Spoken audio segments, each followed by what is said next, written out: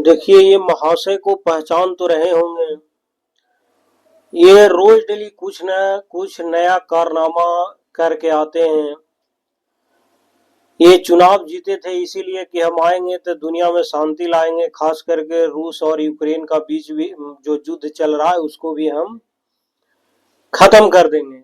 ये अपने आप को पीस प्रेसिडेंट के नाम से जाने जाते हैं। नोबेल प्राइज सोच रहे थे कि हमको शांति का नोबेल प्राइज भी मिल जाए। हालांकि इनको कुछ मिला नहीं, सिर्फ अपने मन में ये पीस प्रेसिडेंट कहलाए और कुछ न कुछ पर डे पूरे वर्ल्ड में ये तहलका मचाते रहते हैं, उसी से इनका चर्चा है। अगले साल चूंकि मिड टर्म इलेक्शन है तो इनके साथ क्या क्या होने वाला है वो तो वहां का जनता इनके सर्वे करके बता दिया है कि ये हारने वाले हैं। खैर, ये प्रेसिडेंट तो अभी 2 साल और रहेंगे ये। अब ये नया कारनामा क्या किए हैं, ये देखिए, एक आदेश पर ये साइन कर रहे हैं। और क्या ये आदेश पर साइन किस चीज के बारे में है वो सब अभी बता देता हूँ कि ये नया कारनामा अभी क्या करने वाले हैं। इन्होंने क्या, ये एक चीज जान लीजिए कि पहले एक लेक ओंटारियो झील है। लेक जो ओंटारियो लेक है उसके बारे में जान लीजिए कि ये कहाँ लोकेशन है। सबसे पहले तो ये देख रहे हैं लेक ओंटारियो है। इसके एक साइड में कनाडा का एक राज्य है ओंटारियो। तो मतलब इस लेक के ये साइड कनाडा है और ये साइड न्यूयॉर्क है, मतलब अमेरिका का एक राज्य है। ठीक है, मतलब लेक ओंटारियो समझ सकते हैं कि एक साइड उसके कनाडा है और दूसरे साइड न्यूयॉर्क है, ये है। अब यहाँ पर देखिए, अमेरिका के जो राष्ट्रपति हैं महाशय जो डोनाल्ड ट्रंप, उन्होंने गुरुवार को क्या कहे कि जो लेक ओंटारियो है उनका हम नाम बदलेंगे और नाम बदलकर हम लेक अमेरिका करने के आदेश पर हम साइन कर दिए हैं। ये 30 दिनों के में यह प्रक्रिया पूरी हो जाएगी और इसके बाद अमेरिका के सरकारी नक्शा और रिकॉर्ड में इसका इस्तेमाल कर लिया जाएगा।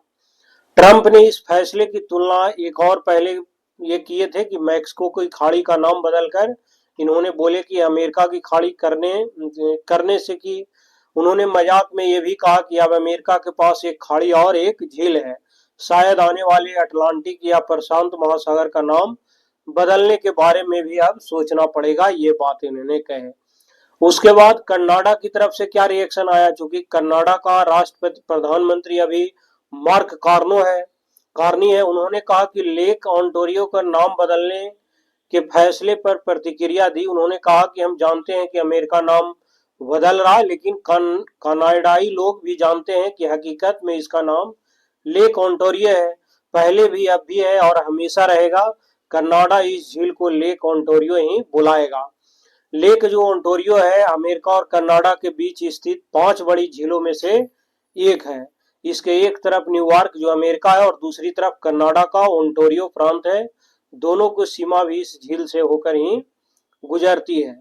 लेक ओंटारियो के पानी का इस्तेमाल पानी पीने के लिए किया जाता है, शिपिंग के लिए, ट्रांसपोर्ट के लिए, उद्योग, मछली पालन, पर्यटन।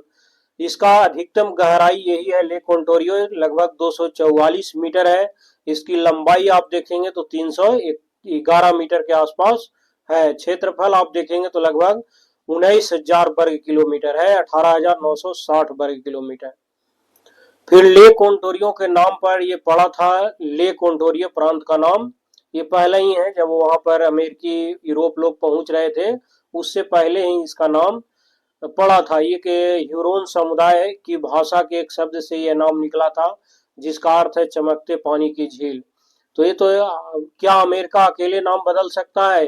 देखिए, पूरे वर्ल्ड में कोई लेक के नाम बदलने का कोई ऑर्गेनाइजेशन तो है नहीं, इसीलिए अपना ये नाम खुद ही बदल सकता है। अमेरिकी सरकार अपने आधिकारिक दस्तावेजों, सरकारी नक्शों और रिकॉर्ड में किसी जगह के लिए नया नाम इस्तेमाल करने का फैसला वह कर सकती है, लेकिन इसका मतलब ये नहीं है कि दूसरे देश भी उसका नाम को स्वीकार करने के लिए बाध्य होंगे। ये मतलब कोई ऑर्गेनाइजेशन यूएनए टाइप का है नहीं कि ये बाध्य होगा।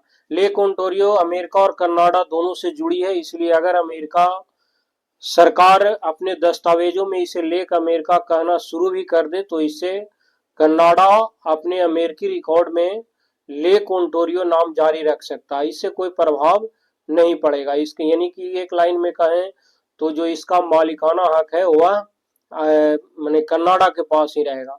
गल्फ ऑफ मैक्सिको का नाम बदल चुके हैं ऑलरेडी 2025 में डोनाल्ड ट्रंप, और उसका नाम रख दिया है मतलब कि गल्फ ऑफ अमेरिका। इस पर भी उन्होंने साइन उन करके ये नाम बदल दिए हैं, तो इनके लिए ये नई बात नहीं है। ये दोनों देश के विवाद के 5 कारण, सबसे बड़ा ये है कि टैरिफ की नई लड़ाई हो गई है, क्योंकि 26 तारीख को बैठक दोनों देश को बीच होने वाला था ट्रेड के लिए और सॉल्यूशन निकालना था, लेकिन हुआ नहीं, क्योंकि एक दिन पहले ही डोनाल्ड ट्रंप ने अपना फैसला बदल दिया और कहा कि हम बहुत सारी चीजों पर हम 50% अतिरिक्त टैरिफ वसूलेंगे। इसमें शराब, डेयरी, फर्नीचर, हॉकी उपकरण ये सब था।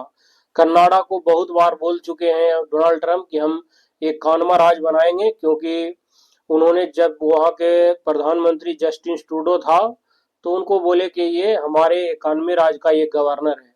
ट्रूडो को कनाडा का गवर्नर कहना बार बार, फिर सीमा सुरक्षा, अवैध घुसपैठियां और फेंटानिल जो तस्करी हुए उसके बाद ये भी है। तो ये सब आया था, डेयरी और कृषि विवाद ये सब चल रहा है। तो खैर ये डोनाल्ड ट्रंप के लिए कोई नया चीज नहीं है, जिससे झगड़ा हो रहा है उस पर पहले ये टैरिफ लगाते हैं, फिर नाम बदलते हैं। ये अपने अमेरिका में छवि सुधारने के लिए कर रहे हैं, चूंकि डोनाल्ड ट्रंप का इस समय मिड टर्म इलेक्शन भी है, तो ये इनके लिए नया नहीं है।